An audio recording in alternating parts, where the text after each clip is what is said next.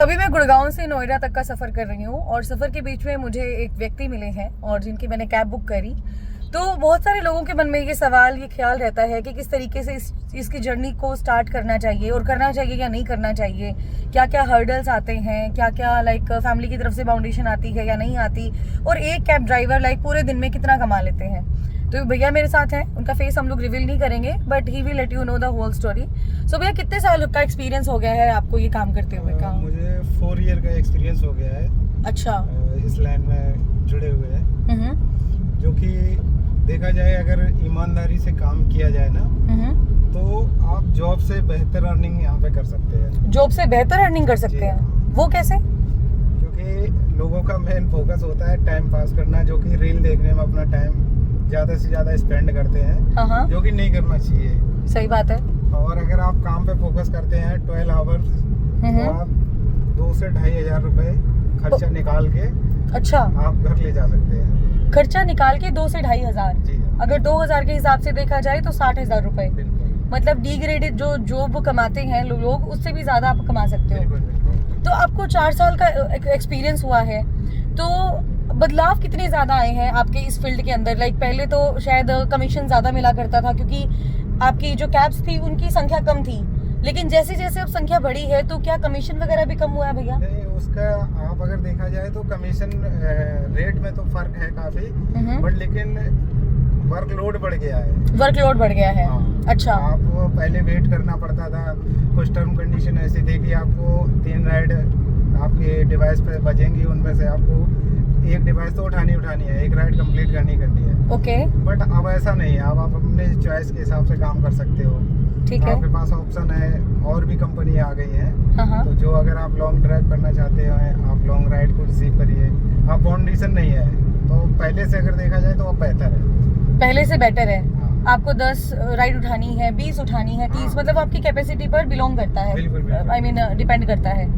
तो आपको लाइक 4 साल के एक्सपीरियंस में कभी ये नहीं लगा कि मतलब अब तो मतलब उम्र भी ढल रही है, धीरे धीरे करके लाइक कुछ ऐसा बिजनेस तो मैं शुरू करूं जिसके बिहाफ पर लाइक एक टाइम पर, क्योंकि वही बातें थक जाओगे, बुजुर्ग हो जाओगे, उसके लिए मैं प्लान कर रखा है अपना जो है, जो एसी का काम करेंगे। अच्छा, एसी का काम शुरू करेंगे, रिपेयरिंग का।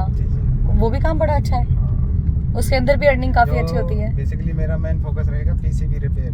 अच्छा। जो उसमें कार्ड लगा होता है उसको रिपेयरिंग का काम हम अपना करेंगे। इन्वर्टर है और बहुत सारे इलेक्ट्रॉनिक कंपोनेंट्स हैं जिनको रिपेयरिंग का आप बैठ के आप आराम से काम कर सकते हो, और लोगों को भी आप जॉब के तौर पे रख सकते हो, काम करवा सकते हो। चलो ये तो अच्छा हुआ कि आपने एक विजन क्लियर किया हुआ है अपने दिमाग के अंदर।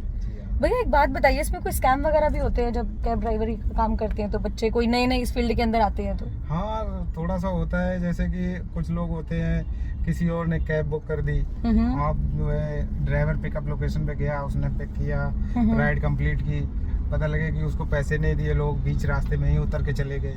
अब वो कंप्लेंट करता है तो उसका कोई रेजुलेशन नहीं है, कंपनी कहती है आप स्वयं जिम्मेदार हैं इस चीज के लिए।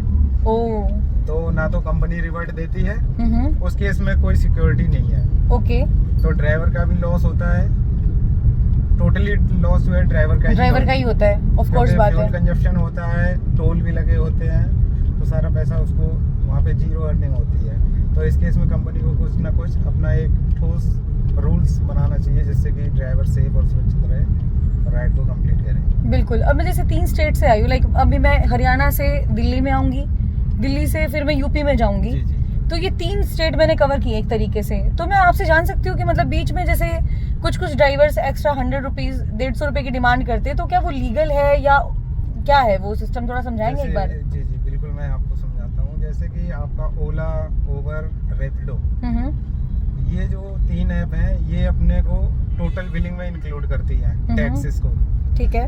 बाकी इनड्राइव एक ऐप ऐसी है जो टैक्स और टोल को इंक्लूड नहीं करती है। ओके। तो बट ड्राइवर जो है सिर्फ इनड्राइव में ये ऑप्शन है, बाकी अदर ऐप में नहीं है। मतलब अगर ओला और उबर वाले मांगते हैं तो वो गलत है, क्योंकि वो तो इंक्लूड होके आ रहा है। अगर इनड्राइव वाले कहें तो वो लीगल है और सही भी है। हाँ, ओला और उबर जब इंटरसिटी का मतलब ये होता है कि स्टेट से, मतलब जो एनसीआर सर्किल को जैसे हम आउट कर देते हैं, क्रॉस कर लेते हैं, उसके बाद हमारा इंटरसिटी में काउंट हो जाती है जो भी डिस्टेंस हो हमारी। जी। जैसे आप मेरठ जाते हो, बुलंदशहर हो गया और आपका मथुरा हो गया और ये जैसे रेवाड़ी हो गया, ये इंटरसिटी में आता है। ओके। तो इसमें क्या है, टोल जो है कोई भी ऐप हो, आप उसमें टोल टैक्सेस अलग से पे करेंगे। भैया जो बिल जनरेट होगा उसके अलावा आपको टोल टैक्सेस अलग से देने पड़ेंगे। एग्जैक्टली जैसे आपने बताया कि 12 घंटे तक आप कैब चलाते हैं और विभिन्न क्षेत्रों में आप घूमते रहते हैं, फिरते रहते हैं, एक्सप्लोर भी करते हैं और बहुत सारे अजीब अजीब तरीके के कस्टमर भी आपको मिलते होंगे जिनमें से मैं भी एक हूँ जो आपका इंटरव्यू करने के लिए बैठ गई। खैर ये तो चलिए पार्ट ऑफ लाइफ है। तो मैं साथ ही साथ आपसे जानना चाहती हूँ, लाइक आपकी गाड़ी है, सर्विस भी मांगती होगी, ठीक है, तो एक महीने में कितना आप किलोमीटर चला लेते हैं और कब लाइक आप सर्विस करवाते हैं अपनी गाड़ी की? गाड़ी को 1 मंथ में कम से कम 10,000 किलोमीटर क्रॉस कर जाती है और 10,000 की कंपनी लिमिट देती है कि आप उसके बाद सर्विस कराएं। राइट। तो और मेंटेनेंस का जो खर्चा होता है, जैसे आपके छोटी गाड़ियां हैं, वैगनआर है, डिजायर है, 3,000 से 3,500 में आपका हो जाता है सर्विस हो जाती है। बिल्कुल। तो वो आपका खुद का होता है या कंपनी उठाएगी? नहीं, अपना खुद का होता है। ओके। तो मैंने पिछले दिनों में अभी कहीं मतलब हम लोग रेस्टोरेंट में जा रहे थे डिनर करने के लिए, तो इसी बीच मेरी एक व्यक्ति से लाइक कैब ड्राइवर से ही मेरी एक मुलाकात हुई। तो बार बार उसके जो कंपनी के ओनर थे उसके पास कॉल कर रहे थे, शायद हमने रैपिडो के थ्रू ही बुक करी थी, और वो बार बार लाइक कॉल कर रहे थे, उनके ऊपर प्रेशराइज कर रहे थे। वो कह रहा था कि मुझे उत्तम नगर में जाना है, तो उत्तम नगर के लिए मैं सवारी देखूंगा, मैं आपके पास क्यों आऊँगा। इस चीज़ को लेकर बहस हो रही थी। तो बीइंग ए कैब ड्राइवर आप तो समझ सकते होंगे कि वो क्या सिचुएशन रही होगी। क्या कोई ऐसा प्रेशर भी क्रिएट करती है कंपनी की जो कंपनी कोई प्रेशर नहीं करती है। कंपनी की फर्स्ट प्रायोरिटी है, अगर आपने राइड एक्सेप्ट करी है तो आप उसको कंप्लीट करें। ओके। चाहे किसी भी ऐप से आपने बुक करी है। हाँ। कंपनी कभी ये नहीं प्रेशर नहीं डालती आप जल्दी करिए या पिकअप लोकेशन पे एक टाइम होता है, जैसे आपको 5 मिनट का टाइम दिया जाता है, आप लोकेशन पे पहुँचे और कंपनी ने एक अर्निंग के लिए दिया है, उसमें पर मिनट के हिसाब से आपको पैसे अलग से मिलते हैं। ओके। Waiting charge. ठीक है। तो बाकी ऐसी कंपनी कोई प्रेशर नहीं डालती है कि आप फास्टली करिए। हाँ। ऐसा कंपनी कोई प्रेशर नहीं डालती है। तो भैया कई लोग ऐसे भी होते हैं ना कि जो गाड़ी परचेज करने के बाद 4 से 5 गाड़ियां रख लेते हैं, फिर उन ड्राइवर्स को वो हायर करते हैं, 20 से 30 हज़ार रुपये उनकी सैलरी होती है। काइंड ऑफ ऐसे भी मैंने लोग देखे हैं। तो वो भी तो प्रेशर बनाते हैं ना एक तरीके से अपने पास काम करने वाले ड्राइवर्स पर। नहीं, उनका ऐप जो है से आप वो प्रेशर नहीं बना सकता है, क्योंकि ऐप को तो ड्राइवर चला रहा है ना, तो ड्राइवर अपने हिसाब से काम करेगा। ऐसा कुछ होता नहीं उसके अंदर। हाँ, टोटल टारगेट वो 1 टाइम ड्राइवर को समझा सकता है कि आपको अर्निंग है, जैसे 4,000 है, 3,000 है या 2,000 है, आप अर्निंग करके इतना लाना ही लाना है, तो उसके लिए वो प्रेशर दे सकता है। लेकिन पर राइड पे ऐसा कोई इंस्ट्रक्शन नहीं है कि ड्राइवर जो मेनली उस पर प्रेशर करे कि नहीं आपको ये करना नहीं। अच्छा भाई, एक बात बताइए, जैसे आपने 2,000, 3,000 और 4,000 रुपए की बात की, अगर आपने 4,000 रुपए का टारगेट एक दिन में कंप्लीट कर दिया तो कंपनी की तरफ से कुछ एक्स्ट्रा अमाउंट में कमीशन वगैरह मिलता है आपको? हाँ। अच्छा, जैसे वहाँ से आप एक्स्ट्रा कमा लेते हैं मतलब? नहीं, वो ज़्यादा नहीं, 250-300 रुपये देते हैं। अच्छा। जैसे ओला, रैपिडो हो गई और ओवर हो गई। हाँ। तो सबने अपना जैसे 10 राइड अगर आप कंप्लीट करते हो तो 300 रुपये, ओवर 250 रुपये, ऐसा इनका टारगेट है। ओके। और उससे ये हो जाता है कि आपका जो फ्यूल है, जैसे सीएनजी का जो खर्चा है वो निकल जाता है, तो ये बेनिफिट हो जाता है। ज़्यादातर गाड़ियाँ मैंने देखी है डीजल पेट्रोल की बजाय प्रेफर करती हैं कि सीएनजी ही चलाएं। सीएनजी में तो महंगी भी तो हो गई है सीएनजी, तो लाइक 80 रुपए। नहीं, एक्चुअली हुआ 75 माइलेज है ना, तो माइलेज जो है सीएनजी में ज़्यादा आता है। अच्छा। हाँ, अगर आप 1 लीटर पेट्रोल में गाड़ी ये भी चलाएंगे तो आपकी 15 किलोमीटर चलेगी। ठीक है। और सीएनजी में चलाएंगे तो 25 चलेगी। ठीक है। तो इतना डिफरेंस है ना, 10 किलोमीटर का आ रहा है पर लीटर में, पर केजी। आज से 3-4 साल पहले तो लाइक 34-35 रुपए केजीज मिलती थी। नहीं, 44 थी। 44, चलो 44 मिलती थी। अब तो रेट लाइक डबल से थोड़े कम हुए, लेकिन डबल तो छूने ही वाले हैं। ये तो गवर्नमेंट की पॉलिसी है, उसमें हम आप क्या कर सकते हैं, क्योंकि डिमांड ज़्यादा बढ़ गई।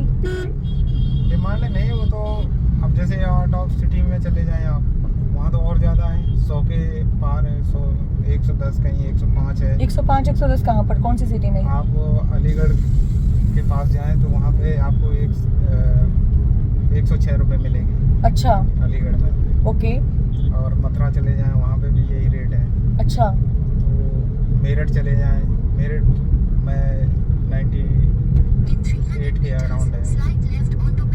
लेकिन उसके बावजूद भी लोग सीएनजी ही प्रेफर करेंगे, है ना? पोल्यूशन नहीं होता क्योंकि है। पोल्यूशन भी नहीं होता और प्लस माइलेज भी अच्छी निकल जाती है। तो आपके हिसाब से लाइक जो कैब ड्राइवर्स की जिंदगी है वो पूरी मतलब मतलब सही रहती है अगर कोई मन लगा के करे तो ये काम? हाँ, ईमानदारी से अगर काम करते हैं तो उसे जॉब करने की जरूरत नहीं पड़ेगी, इतना है। भैया वैसे गैदरिंग कितनी बड़ी होगी, कितनी संख्या बड़ी होगी पिछले 4 साल के अंदर कैब ड्राइवर्स की? बहुत ज़्यादा है, पहले से तो बहुत ज़्यादा है। अच्छा, फिर भी मतलब लाइक 10 गुना, 20 गुना, 50 गुना? नहीं, करीब 10 to 20% मान लो। जैसे पहले के रेशियो के अकॉर्डिंग 20% जो है ड्राइवर्स कैब बढ़ गई है। ओके, क्योंकि बेरोजगारी है हाँ। और गाड़ी 2 लाख डाउन पेमेंट में लेते हैं और 2 लाख डाउन पेमेंट में लेने के बाद 17-18 हज़ार रुपए की जो ईएमआई है वो पे करनी होती है। अगर कोई ड्राइवर अपना काम शुरू करना चाहता है हाँ हाँ, तो वो नई गाड़ी ना लेके 3 से 4 साल चली हुई पुरानी गाड़ी ले ले, ओके, जिससे कि उसका ईएमआई का बर्डन नहीं होगा उसके ऊपर। एग्जैक्टली। और फ्री माइंड होके वो काम करेगा और ईमानदारी से अगर काम करता है तो वो परेशान नहीं रहेगा। बिल्कुल। और अगर मान लो 4-5 साल पुरानी गाड़ी लेते हैं तो मेरे ख्याल से 3, 3.5, 4 लाख तक मिल जाएगी आराम से।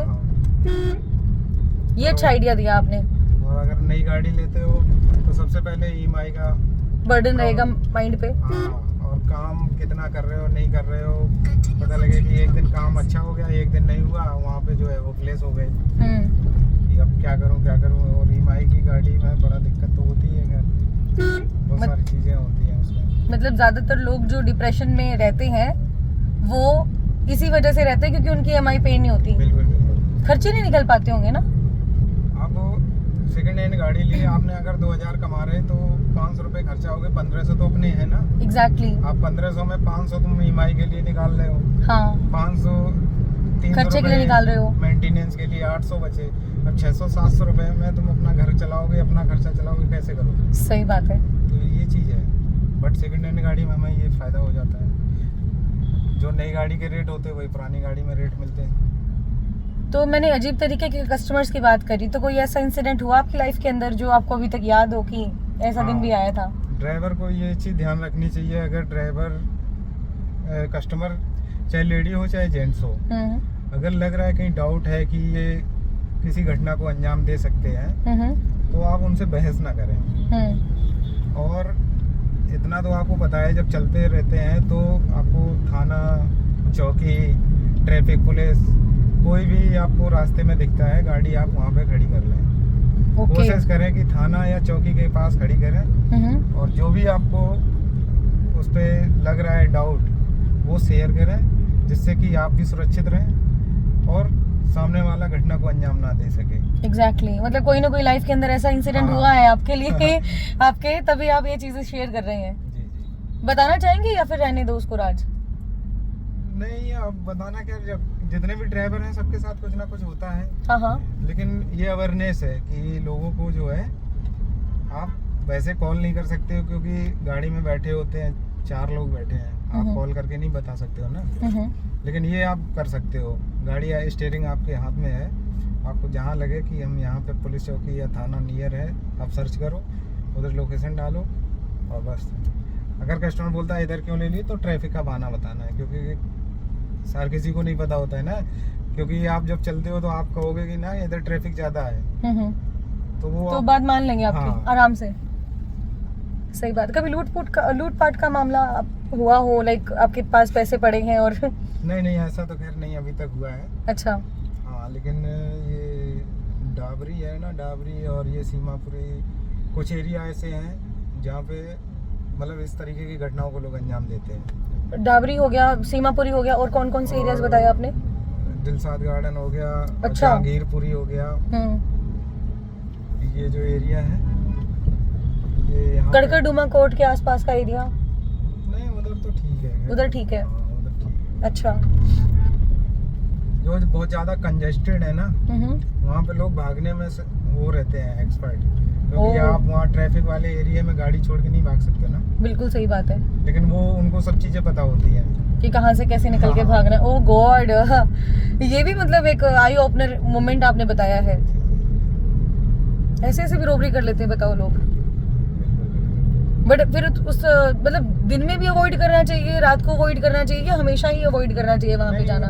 खास अगर नाइट को ज्यादा ध्यान रखना है, हाँ हाँ और कोशिश करो कि अगर कंटिन्यू जब हमें काम करना होता है ना, तो आप हमें अपना एक गोल सेट करना होगा हाँ हाँ कि हम अगर 6 बजे निकल रहे हैं तो शाम को 6 बजे हमें क्लोज करनी है राइड। ठीक है। इस हिसाब से अर्निंग होती है। हाँ हाँ अब पता चले कि आप 12 बजे निकल रहे हो, नाइट में 12 बजे काम कर रहे हो, हाँ हाँ तो उसको थोड़ा सा चेंज करना होगा, ओके क्योंकि नाइट में बचना चाहिए। अब ट्रैफिक में अगर आप चल रहे हो तो आप सुरक्षित तो हो ना, हाँ हाँ लेकिन अगर ट्रैफिक फ्री चल रहे हो, सुरक्षित नहीं हो, तो वो काम हम सही नहीं समझते हैं। बिल्कुल। तो लाइफ के ये मतलब डेंजर मोमेंट भी आपकी लाइफ में हाँ। कभी कभी आए हैं।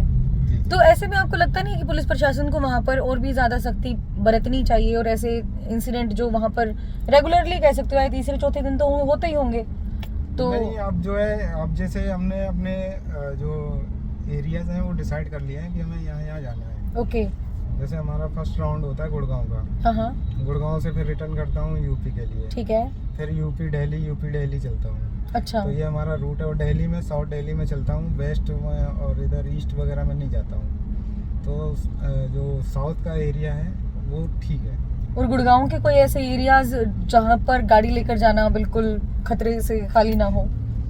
नहीं, गुड़गांव में तो फिर भी ठीक है, इतना ज़्यादा नहीं है वहाँ गुड़गांव में, हाँ हाँ क्योंकि गुड़गांव में ऐसी अभी कंडीशन नहीं हुई है कभी भी, नाइट में भी चलाई गाड़ी, ओके। बट उधर नहीं है इतना ज़्यादा जितना दिल्ली में है, दिक्कत है। मतलब है तो सेंट्रल गवर्नमेंट के अंडर एरिया सारा, लेकिन उसके बावजूद भी खतरनाक तो खतरनाक है भाई। जी जी। चलिए, बाकी जो नए नए ड्राइवर आते हैं लाइक गाड़ी वो करने के लिए, एक हिदायत तो आपने दे दी कि गाड़ी नहीं खरीदनी है, 3-4 साल पुरानी खरीदो, सीएनजी पर चलाओ। कुछ और हिदायत कुछ इसी टाइप की आप देना चाहते हो तो? सबसे पहले ड्राइवर का जो फर्स्ट प्रायोरिटी रहती है, जैसे काम स्टार्ट कर रहा है ना, तो कहीं ना कहीं 1-2 महीने रेंट पे गाड़ी लेके चलाएं, जिससे उनकी एरिया के बारे में उनको जानकारी हो जाए। ठीक है। कि कहाँ पे राइड मिलती हैं, कहाँ पे नहीं मिलती हैं, किस टाइम पे कहाँ पे होना चाहिए। अगर 2-4 किलोमीटर खाली भी जाना पड़े तो जाके आप राइड वाले एरिया में जाएं जहाँ आपको अर्निंग हो सके।